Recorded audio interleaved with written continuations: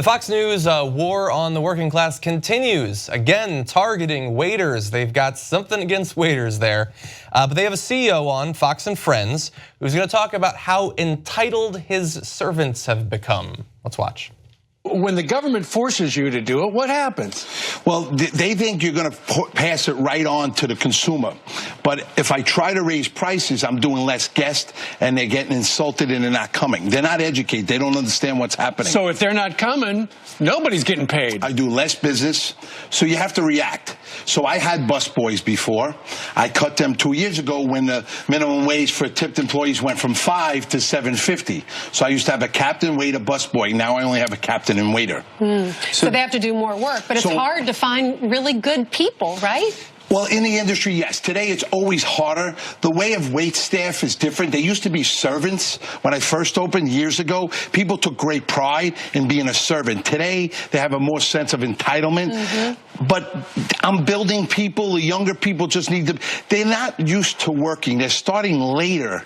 They're going to school and then they don't want to work. That was the last segment we just did. Yeah, and it's tough because you meet someone who's 23 years old and they never really had a job.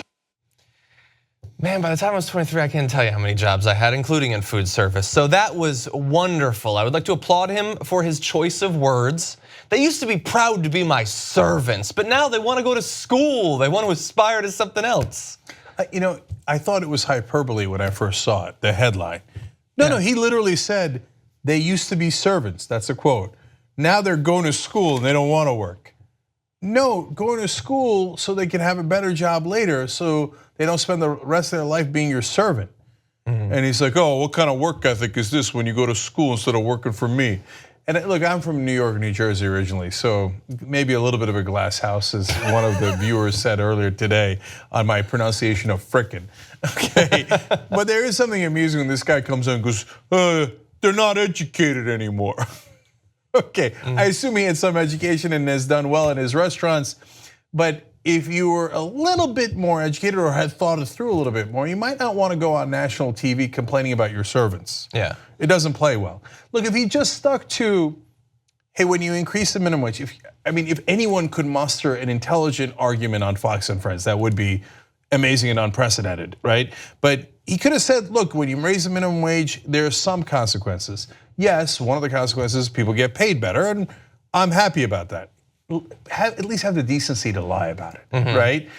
But one of the things I'm unhappy about is then I lose some of my busboys and I have to do that calculation, and that's a tough, like, you could have made that argument instead of coming out there and going, the problem is my customers, they're uneducated. Yeah. And my servants, you know, they have a job with me and they're going to work. You see how they're not working very hard. Yeah, that they have to get multiple jobs. Yeah. Like you showed the stat, like we're not being paid for how hard we're working, and that is across basically all fields in this country. This guy, he's the entitled one. He thinks that because people want to have an education and also not have to live on the street, there's something wrong with them.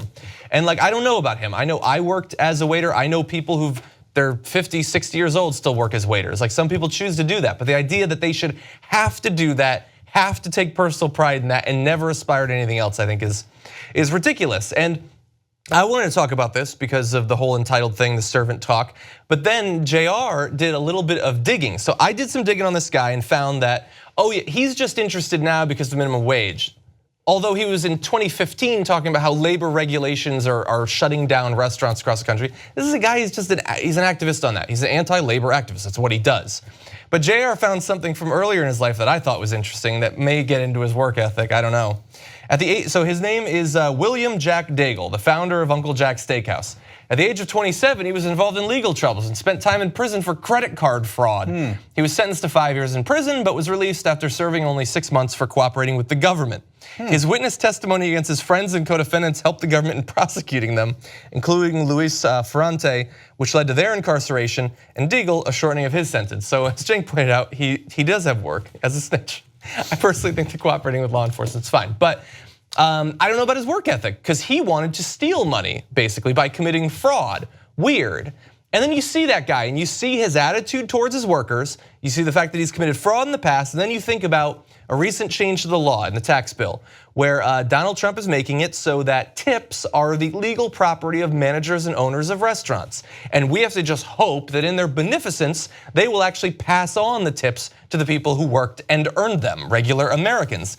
Are you gonna trust that guy to hand out the tips? I wouldn't.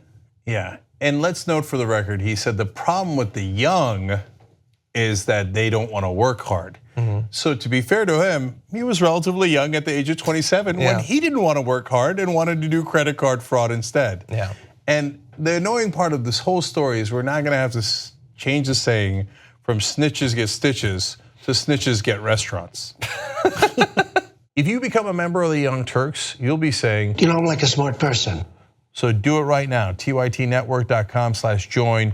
Get the whole Young Turks show every day.